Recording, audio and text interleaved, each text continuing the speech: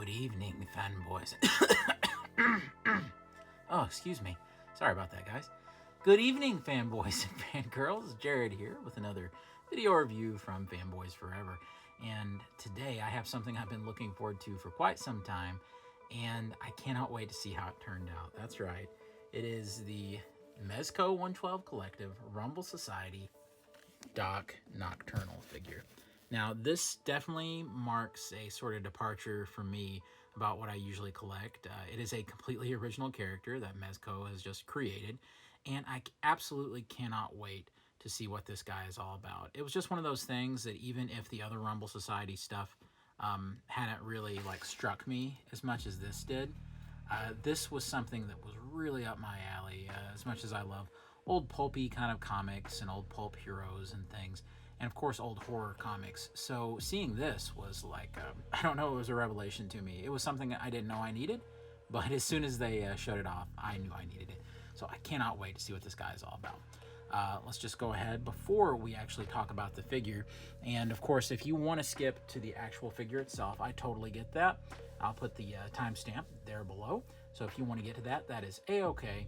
But I do want to show for everybody else what all the swag is that you get with this set. Now, people have been a little critical of Mezco's swag sets before, and I actually think that's warranted, because I think a whole lot of the time they're giving you stuff that, you don't necessarily, it's not the kind of thing that collectors usually would want, but this time I actually think there's some worthwhile things going on here. We'll start with the most obvious thing. I haven't opened it up yet. You kind of know what the deal is on these guys anyway. You just get a Metsit. Other than the Metsit, let's start with the really cool stuff you get, including this Doc Nocturnal t-shirt. And this is actually a good quality, kind of soft, like cottony t-shirt. Look at this grade. It's almost like a Batman 89 down here. Look at this artwork. It's hilarious. You have these kind of like lobster mafia guys right here. And here is the Doctor himself. I absolutely love this. This is really cool. Next up, we get something that is truly, I was shocked by it when they announced it. It's this, the Doc Nocturnal trading card wax pack set. I mean, this is crazy. It comes with an exclusive sticker. And here's the craziest part. This actually feels like those old waxy bits of paper like you would get back in the day. I'm not sure if anybody's still making cards like this, but this is so cool that this exists. It says, new Doc Nocturnal's ray gun. Foil the crooks in your neighborhood. And the offer already expired. You can see that it expired on December 31st, I believe 1976. Only $1 plus shipping. It says, featuring Doc Nocturnal's Crime Club equipment. So this is just hilarious. Let's go ahead and open this, but let's see what's in here. All right. Let's see what we got. Here is this. And what's great is that it didn't tear anything when you open it. So it's definitely something that, you can preserve if you want to. And I'm definitely just going to put it right back in there. Let's start with the cards. Here we have the Pestilent Man. And each one of these actually has a write-up on the back. And what's crazy about this is every one of these cards will give Mezco, some ability to maybe produce a particular monster in the future. So it's kind of crazy. Here we have one. It's the Enchanting Sirens of Scopoli, right there. Then we have the Harasu Possession. And looks like this guy's having a bad day right here. Here we have the Meteor Marine Mutants. Really like this one, particularly this kind of epic artwork up here. Almost looks like something out of Kingdom Come, like an Alex Ross painting. Here we have the attack of the 30-foot macaques. Oh, here's some very vintagey looking artwork. We have the Petitioning Baphomet with Prayer. Here we go. Very nice artwork, lovely. Here's the one that was actually dramatized with their little stop motion movie they did. Doc Nocturnal versus the Beast from, well, you know where. There we go, there he is. Kind of like a Frankenstein ape right there. The Tangled Web of Doom. Here we go. Kind of like a old school kind of villainess right there. The Emancipating Woodford. Here he is right here fighting what appears to be some sort of evil scientist or occult scientist. You have a giant frog hooked up to all sorts of stuff. And we finally get a really cool little sticker right here of Doc Nocturnal. So that is super nice. But the goodies don't end there. So once you're done with the trading cards, see that the good doctor actually comes with this bad boy right here. This is the Doc Nocturnal Mezco Toy Magazine Group #1. It's October. You can see right here, #1, Doc Nocturnal. It says $9.99 as if it was sold separately. You know, if you're a super mitten box kind of person, you can see that this actually already had a little mark in it, but I'm not too worried about that. Plus, the secret sanctum of Doc Nocturnal, it has its own barcode right there. Maybe the numbers mean something. Who knows? That's for one of you all to decipher, perhaps. We have Rumble Society back here. It says expand your universe. You know, hopefully I can get some better shots of this because my review station really isn't set up for this. But I'm hoping to learn a lot more about Doc Nocturnal by reading through this. Really exciting, cool looking artwork. I mean, look at this. This is great that they had something like this commissioned and done. You definitely get some very impressive artwork of Doc Nocturnal right there. So just lots of cool stuff that they have. And even in the back, we get some little goodies right here. We get some things about his gear, but we also get some vehicles of Doc Nocturnal. Could you imagine if they actually produce one of these? Look at this. The Vulture and the Land Reaper. Look at that. This is so cool. It almost looks like something that the old Filmation Ghostbusters, like cartoon, it almost looks like one of their vehicles. Here we go. Here we have some of that artwork that's just kind of blown up from the card. And check this out. We actually have him fighting a Nosferatu, which of course is a silent era film character that they did a figure of. And of course, he is part of the public domain, so any company can use Nosferatu, I suppose. But what great artwork. It's almost like a really detailed coloring book page, the way it's printed. And we have coming soon the Hawk P40. So who knows, man? This is another big mystery. There's something that I've seen a lot of the groups talking about that is a possibility right here. And it's this. We have kind of a product catalog, and some people are saying that maybe there's a lot of hints here. This is just for any parents out there, that I would say that the comic is definitely not like a kid's comic or something like that. Doc Nocturnal appears to be a very rough character, like the Rumble Society is kind of, you know, geared towards that anyway. But anyway, though, guys, that was as quick as I could, just going through all the swag and just making a few comments about it. I actually think that this swag set is definitely worth it. So this was a very welcome departure from what they usually do. All right, so without further ado, let's get to the actual figure itself. Now, I like that it has a magnetic clasp right here. You can just undo that. Let's see what's in there, and look at that. You have this beautiful box. You can see it's kind of got gold foil on the sides. It really makes it feel like an event when you open this thing up. Mezco clearly saved their most premium packaging for a non-licensed property, their own thing. Here's this. This was actually the very first piece of artwork we saw.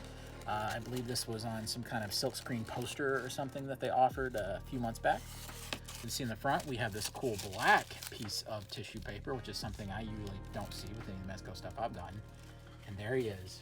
You and I had the very first look together right there. I had not looked at this guy before. Doc Nocturnal himself. I love that it almost is like a coffin or a vault that you're getting him out of. First impressions, you know, it's a Skeletor vibe, isn't it? It's a pulpy kind of science fiction horror comic vibe, which is exactly what I think they're going for. In the back, we get all sorts of goodies, and we're going to go through, of course, each piece and just have a little look. And so we can just kind of get that out of there layer by layer. See all of his accessories right here. Lots of cool looking stuff. Can't wait to check that out. And then in the back, of course, we get our perfunctory stand right here. Just grab that. Love the artwork on the stand. I like how it's not just such a simple kind of like Art Deco-y stand. It is actually full artwork. So I think this is actually its own little piece right here that would actually look nice. And of course, we get a, hey, don't you dare play with this. This is not a toy. How dare you think such a thing? Note, which you know, honestly, some people are not very careful with these. So, you know, some people may need to hear this.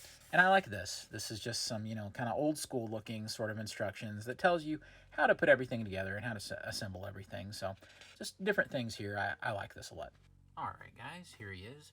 Doc Nocturnal out of the packaging. Now, if you all have been keeping up with the channel, you may have seen a video that I had on here previously that was all about a really conspicuous quality control problem I had with this guy that actually delayed the review by a couple of days.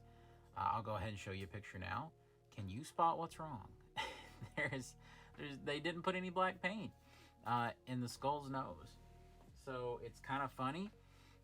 It was really unfortunate at the time. Thankfully, I was able to get in touch with Mezco. It does look like they're going to be providing me a replacement.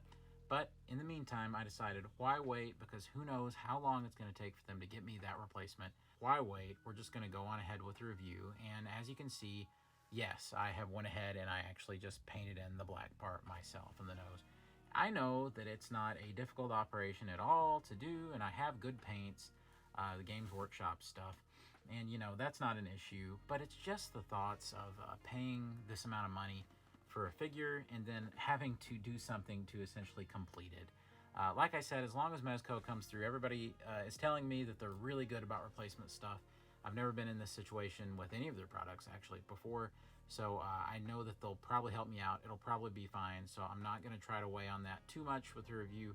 But remember, we're always about full transparency here. We want to make sure that you know exactly what our experience was like. We're not trying to trick anybody or make a product look better than it really was. That was a silly, silly mistake, and I know accidents happen. We're only human, but it's a ridiculous mistake to have on a figure. That should have been spotted and that should have been taken care of. Getting that out of the way, we're just going to move on because in all likelihood, it's probably a one-off and probably not something that many of you all will see at all. So let's go ahead and get to the figure itself. So I have to say that just visually, I think that the character looks incredible. I think Doc Nocturnal, and after reading the comic and everything, he's certainly a very dramatic character. He doesn't speak a word in the comic. He is all just visual and grunts and laughter. So this visual certainly stands on its own as something that is instantly. It almost looks like something that you would remember from an old TV show or an old movie, or yes, an old comic, which I suppose is the main idea here that they're going for. But he is a totally original creation. He's almost like a combination of Batman and Spider-Man with the webs on his tunic there, and Skeletor even. And so with those three characters, three of my favorite characters in all of fiction, being combined into one, it's a really irresistible combination for me. And I can't wait to just get into each element visually of the figure. Let's start with this skull. And I love this kind of like fleshy, almost like yellowy look to the skull. This certainly gets away from the cheapness of like just a pure white skull and what that would look like. Instead, this definitely looks like an actual skull. And what's crazy about it is it would have to be like a huge head because he's on the kind of scrawny like Spider-Man, like teenager body that Mezco does. And this head is really, really, really big. It's almost to the point that when I first saw it, I thought, well, maybe the idea is that this is like a mask. And I still don't know if that's the idea or not. Doc Nocturnal, even after reading the comic and all the trading cards, he's still incredibly mysterious, and I'm not really sure what they're getting at, and I don't want to give too much away. I think you need to draw your own conclusions, and of course in the comments below, let me know what exactly you think Doc Nocturnal is exactly. But, you know, I'm not really sure. I really don't know. And I actually like that a lot. I think sometimes a lot of characters in fiction gets demystified, and I certainly think that a character that looks like this could benefit from a little bit of mystery. So I really do like all the little individual texture marks and cracks and the teeth. I just think that sculpting-wise, this is incredible. There's even cracks in the side of the skull. So very nice. As you can already tell, the hood is totally removable. I like to keep it on. It looks a lot better. If you take it off, it still looks neat. But in the comic, it appears that it's always on. Now, in the comic, it's almost like it's less of a hood and more of like the back of like a mask almost like it's back here. But you can kind of write it like that back there if you want to. I just like it like this. I think it looks nice this way. Next is the tunic itself, and it has this cool spider web pattern and even another skull. You can see just the webs emanating from there. And like I said, it does give that Spider-Man vibe. He has his own sort of utility belt like Batman would have. It has a big buckle in the front. and some pouches all the way around. This one is actually removable, and you'll see a little bit later what we can do with this. We do have a holster, and it does have his ray gun right in there. I like this holster a lot. I think the white little detail looks a little randomy. What do you guys think? It almost looks like something broke off there. That's not the case. It's supposed to look like this little white mark right here. But I do think maybe it was a little bit of an odd choice. I do love the spider webs, though, on the holster. Those are very nice. I love the striping down the side of the pants. And I like how there's almost like a skirt piece that comes down from the tunic over the pants. This is all just like a spandexy material right here. And down here is the leather boots that just have stitching. I say leather, I just mean it looks like leather. They even have kind of like a crushed look to the texture, and it looks really great. I actually think in terms of look and realism, these are the best boots that Mezco's ever done. The bottoms, you can see that they actually have spider webs and skulls on the bottom for his treads, and that is hilarious and also a great little detail. Up here, we can see that if we raise the arm up, you can actually see that that red striping continues under the tunic. So I'm curious what exactly is under there. It's not something I would want to remove to find out, but still, interesting. The gloves share the same look as the boots with the stitching on the sides. And on the back, you can see that everything just continues with the spiderweb pattern, this time uninterrupted by the skull logo. And we also just have the belt back here. It does look like you can store something right here. And it's probably worth talking about the cape a little bit. Now, the cape is actually held on by two button clasps up here, so it's totally removable, and we will remove it here in just a second. You can see that it's leathery, so it kind of has scallops on the bottom like Batman, so that's very nice. We do have a wire running through the cape, so you can pose it in different ways and get all those kind of swoopy poses like this. I like putting the arm out almost like he's clearing it back like this, which is something, you know, I'd want to do with like a Batman figure as well. Like I said, we can remove the cape, and there's two button clasps. There's one right here, and there's one right here. And so that actually comes right off. And at first, I actually thought that the hood was attached to the cape. Not so. The hood is actually attached to the bodysuit. So the hood stays on in this form, and you just get Doc Nocturnal in this look. And I think it looks pretty cool this way. I think it looks even neater if you put the hood down here, because in my head, I just think that the hood would sort of go with the cape look. So I think it might look a little more interesting like this. But once you lose the cape, he does lose a lot of the bulk of the figure. So proportionally, the head looks even bigger, more bobbleheady that way without the cape. I do appreciate that they tailored the cape to fit pretty closely around the neck. And so much so that, like I said, I was fooled into believing that the hood was actually a part of it. So not bad at all. You can manage the cape in a lot of different ways thanks to the wiring. So you can do things like that if you want to get it way off. If you wanted to get it back over the shoulders, you could even do that. And you could get different looks. But I don't like messing with wiring too much in some of these capes. I don't like to go too crazy because you never know how sturdy or unsturdy the wire is. And of course, you always see horror stories about people breaking that wire. All right, guys, time to look at the articulation on this guy. And I'm going to start actually by pointing out a problem that I'm having with this figure. And some of you may already know about it that have been watching the channel. It wasn't as bad as I originally thought. Now, the previous video I made about this, where I was just getting an update on where the review was, is I said that this was just unworkable because the hip joint right here is too loose and I couldn't get him to stand. Well, silly me. I really wasn't putting him on the stand as well as I could have been, and I'll tell you what was happening. I wasn't pressing down enough on the stand's peg, and so what was happening was he was slipping off. I needed to press down harder. I guess I was just frustrated, and once it's pressed down a little harder, yes, he can actually stand. That's my bad on that one, okay? So I will show you, though, that like I said, this hip joint, you can see that unless it's all the way up, and it's fine once it's up, but it's like it loses traction down here. You see how it's just kind of like barely there? This one doesn't have that problem. It's solid all the way through. And usually I would say, okay, not a big deal. I can actually I can put something in the joint and I can stiffen it up a little bit. Well, this has a bodysuit over it and there's no discernible way to really get to it easily. So I can't really do that. That's another problem with this figure. And this is something that I have actually reached out on some of the Facebook groups and asked other people about. And it's not just me. A lot of people are having this problem with one of their legs. It's not a deal breaker. It's not like I thought it was previously, where I thought the figure literally couldn't stand. See, he can stand just fine, and that's the important thing, I guess. Let's see how he does with like dynamic poses. Will it be a problem there? I've got him on the slick base, and I'm not putting his legs and pegging them on anything. I just wonder if it'll be able to hold. Yeah, it's fine. I mean, it's still just something that irritates me a little bit, and I hate that one of the joint tolerances is so different than the other. And I definitely think that this is another area where they have kind of let quality control go on this guy a little bit. But let's just go ahead and let's see what articulation we do get. I'm going to take the hood off because it's a little easier. The first few times you remove the hood, it's going to be really tight to the head and it's going to make you uncomfortable. But after that, it's almost like it stretches just a little bit to where it will be a little easier to work with. So that's one good thing. I'll go ahead and tell you that there isn't a hinge on the neck, and that's a shame because it would have added a lot more dynamic range. Instead, we can make it go down about this much and up about this much. In other words, not very much at all.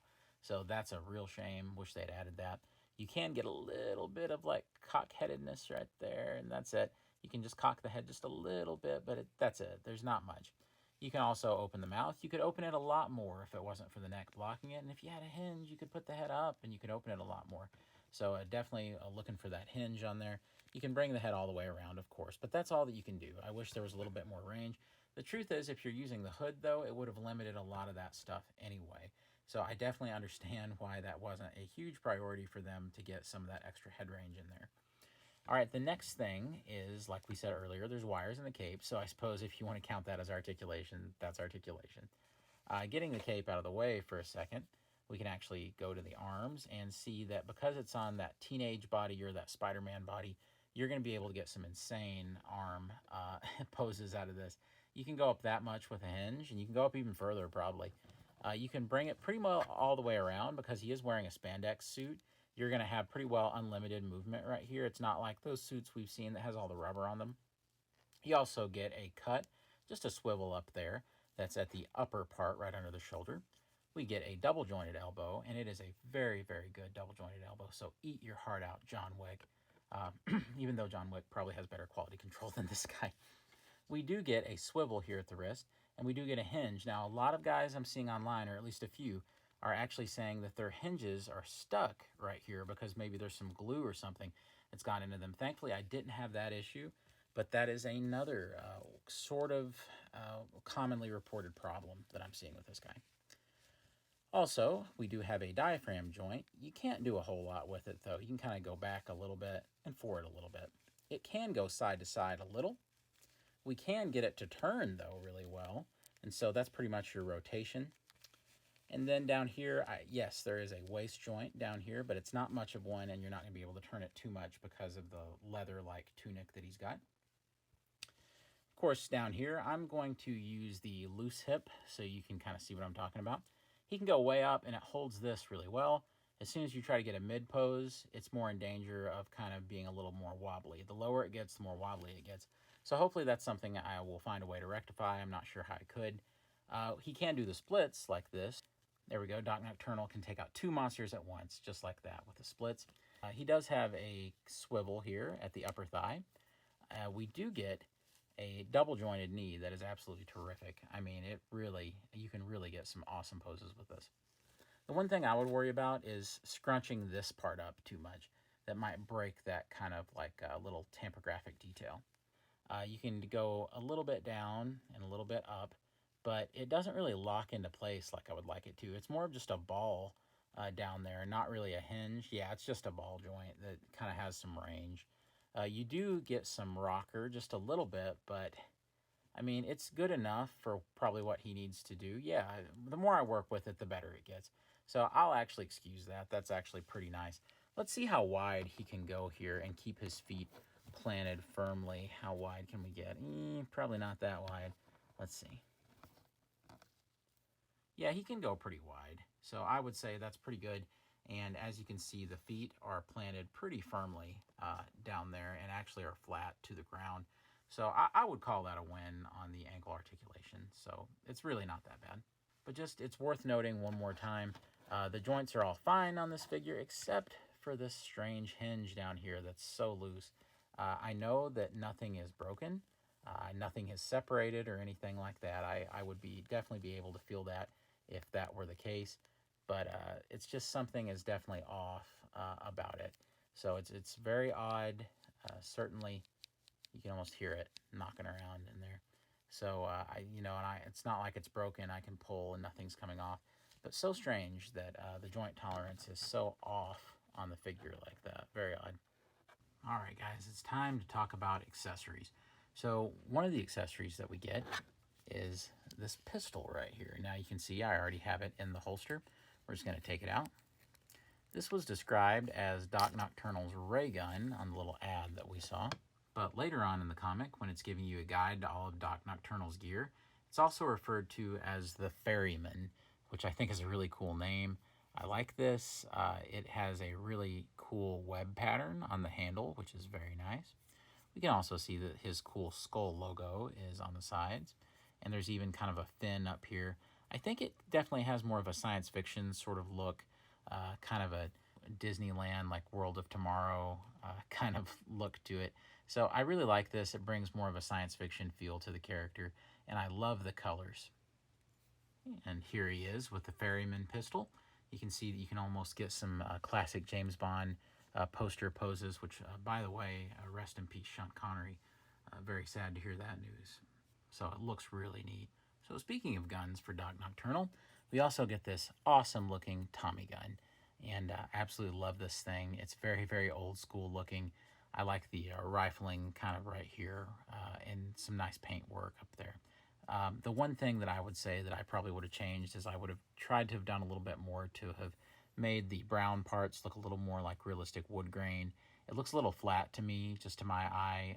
The metal parts look a lot more authentic. Now, you'll notice that it has this little gap right here. That's because it's actually meant for this. This is just kind of the little clip that you put in. And so, you just take it, put it in right here, and it actually takes a little bit of force to get it in for it to click. But once it's in there, I think it looks really cool and certainly very authentic to the time, very authentic to like that era. It almost looks like a gangster's gun from that time. And just so that you can see how it looks, I do have his trigger hand ready so that we can actually see how the guns look. And that's definitely a sharp look. Really like it, especially if you put it this way and you can see the clip and everything in there. You even have another handle on the front. You can get something like this going where it's a two-handed hold, and I think that looks terrific. And especially if you have the head turned this way, and it kind of looks like he's mowing some monsters down with this thing. So I think that's a really cool look. So for the next few pieces of gear, it's really cool how we actually know what these things are, because we actually get a look at all of these different pieces of equipment that are explained in the back of the comic. This is called the Noirmory. Get it? Noir and Armory. I really like this. It tells you what everything is called, so I think that's fantastic. So for all the stuff we're going to be looking at, there's actual names for everything: the Death Ray, the Device, the Iron Talon, the Night Watch, and the Hades Inferno. Speaking of the Night Watch, that's another accessory that he is, of course, already wearing, so I didn't get to cover it yet. If we look on his wrist over here, he actually has this, which almost looks like a communicator watch, and it is a communicator device of some sort that he uses. And it's funny, although we don't really hear him speak a word necessarily in the comic. So if he needs to communicate with someone, you open this up, which has his symbol on it. You can actually see that we actually get little wavelengths in there. It almost reminds me of the communicator watch that like Dick Tracy would use. So I think that's really neat. And it definitely adds to his appeal as a pulpy kind of character, because communicator watches and decoder rings and things of that nature were all the rage for those kinds of characters. It's funny, Doc Nocturnal in some ways strikes me less as like a 50s horror comic character and more as a radio hero that would have like his own fan club and things like that. So I suppose he's more of a fusion of those two ideas. He also comes with this cool glow-in-the-dark head portrait. Let's see how much it glows in the dark. Oh yeah, looking pretty creepy. I'm liking the kind of glow-in-the-dark nature of that. Very nice. So while we have it out, I suppose, and we have the light dimmed, Let's go ahead and just replace his head. The head is very easy to pop off, just like any Mezco head. Something I always appreciate from the company. Just put it on there. And I'll be hard-pressed not to keep this on there. I'm a sucker for glow-in-the-dark. I like the green color, too. It's kind of a Skeletor-esque hue, I suppose. But it still goes on, just like that. You can see you end up with an incredibly Skeletor-esque action figure. In full light, you get all of the details that we've come to expect from the other head. It is slightly more stylized than the previous head, but the mouth's still open, so that's nice. We get this cool black on the back right here, and the green only in the front. So I love that yellowy, kind of Skeletorish green. We also get these really neat steampunk looking kind of goggles. They almost have a green turquoise lens color to them. And they have this, which is more of kind of an elastic band right here that can go around either of the skull heads. Since I have the green one on already, we'll just go ahead and pop it on and see how that looks. You can keep it above the eyes, which is probably what I like the best. I think that looks really neat. Or we can just bring it down like this. And that looks cool too, but like I said, I'm more of a sucker for this kind of look right here. Very nice. Naturally, as we mentioned earlier, we do get a really cool little display stand for Doc Nocturnal. This is like screen printed on there, so it's kind of textured as you can see in the light. And I really love this. This is probably their nicest display stand I've seen them do. We also get this, which appears to be kind of like a small little device of some sort, like a little techie bit. And I suppose that you could take this, because it has a peg, and you could actually put it on the belt. So say, for instance, you might be able to remove this part. And the other pouches are sculpted in. That one pouch is the one that is removable. Then you just take this, and I actually like this better because it's just more visually interesting. It kind of varies things up a little. And I'm not sure if I'm putting it on the right way, but you can plug that right in like this. It's just an extra little bit, especially it looks nice with the goggles because it brings out that gold color. He also comes with 4 of these cool grenades right here, which actually have kind of a skull logo, which is really neat. And it doesn't appear to just be paint. Maybe I'm wrong on that, but it almost seems like the teeth are sculpted into the bottom. And I think the eyes, yeah, the eyes are sculpted in. So these are definitely custom little pieces, unless, you know, there's something I'm not aware of. These clips back here are a little flexible, meaning you could put them on the belt. And I wonder if on the back here, yeah, you can actually see that we have like a little belt loop right there. I suppose if you wanted to, it's probably not what it's meant for. You could clip that over it and onto it. It may go, and it might look okay like that. So that's probably one option you've got. And then you could clip it to these back here. So those are just some other options that you have as well. And to get some of the more mundane accessories out of the way, these can go in any of the guns right here. They're your basic bullet effects that we've seen time and time again with several Mezco releases. I always like this one because it implies that you're kind of doing a spray of gunfire. So say, for instance, I would use that one with the old school looking Tommy gun. I would just clip that right here into the bottom. You can see it just goes in. I always want to be super careful with these pegs and not kind of force them in too much.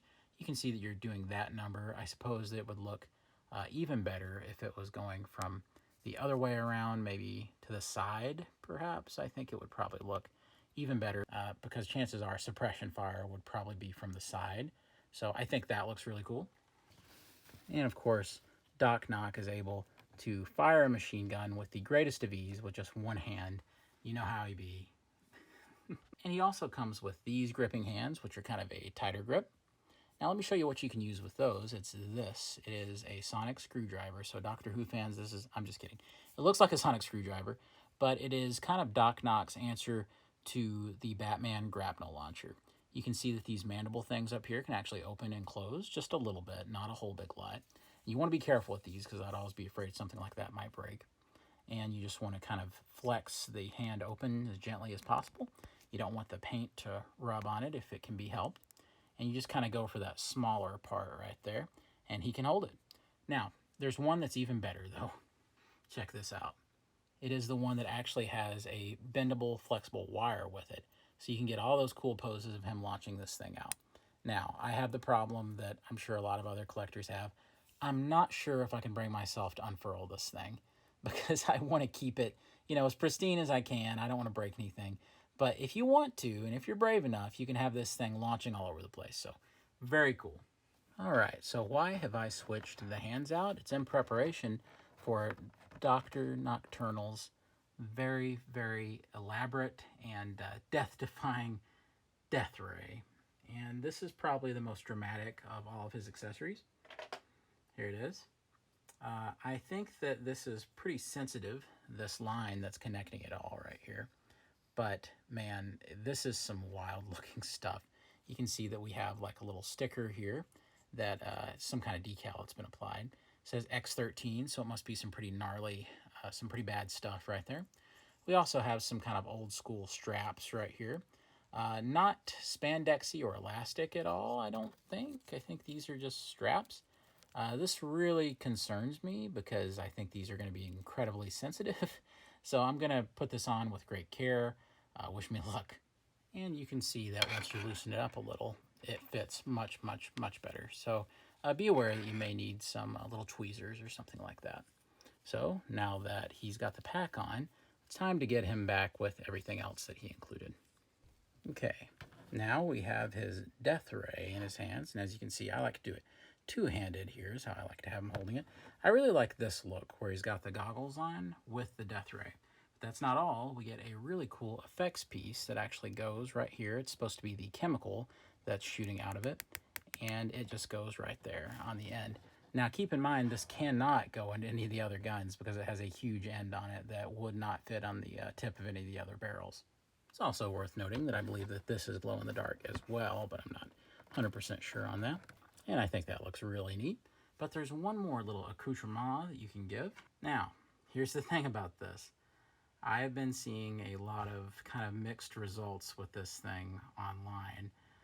Some people are saying that they're not having a particularly good time with it. And they're saying that the cords are very, very sensitive. But it's this. And this is this really neat mask that Doc Nocturnal comes with.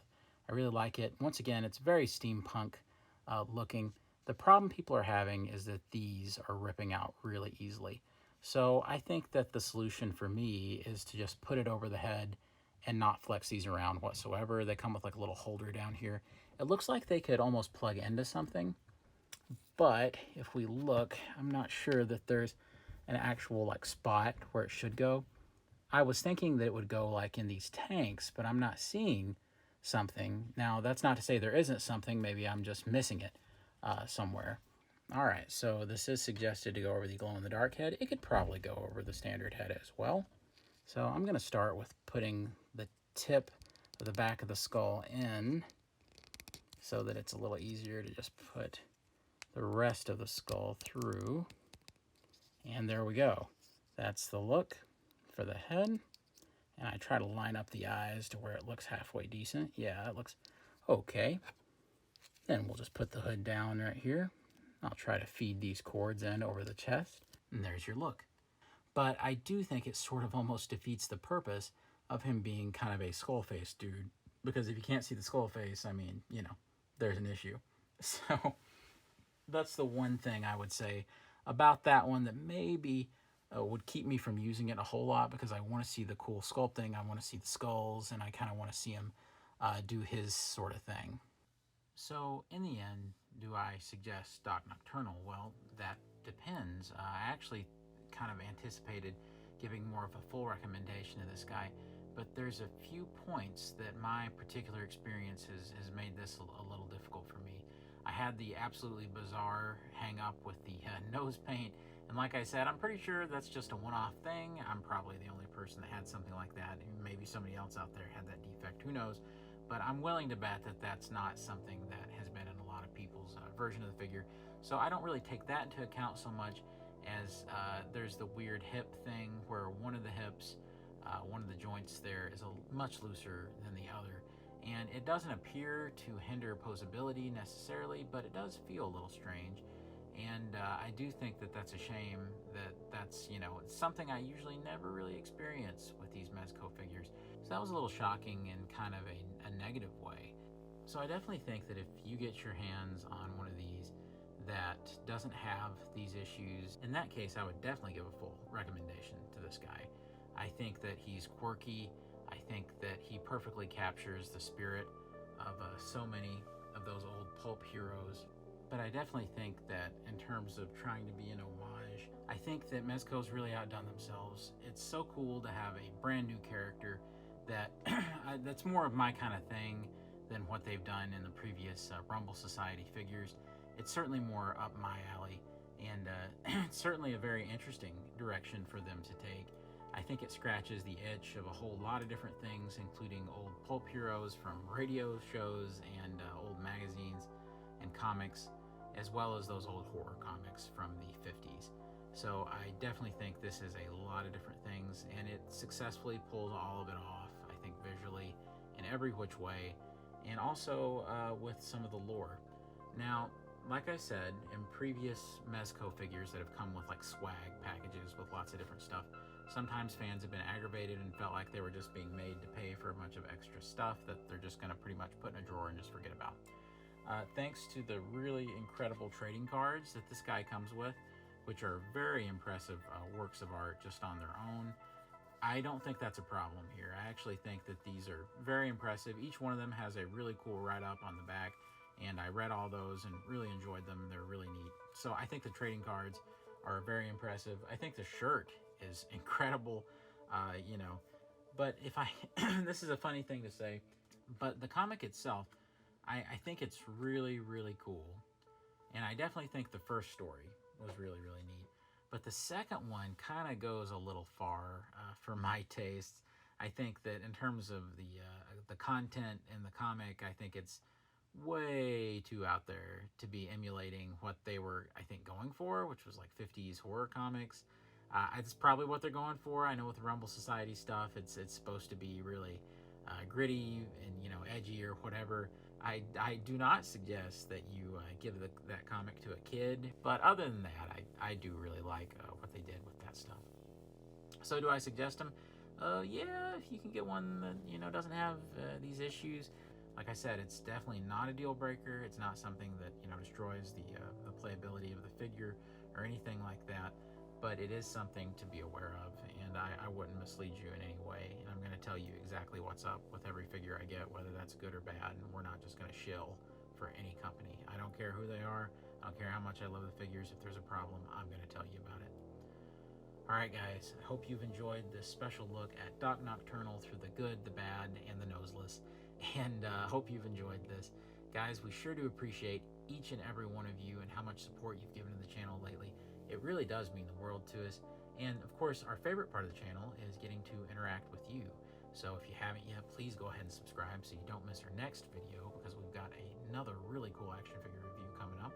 And please let us know in the comments below, do you think that this is a win? And of course, let us know how we did. Guys, I sure do thank you for watching. And of course, as always, God bless you and yours. Be safe out there, and I'll see you on Fanboys Forever. Take care.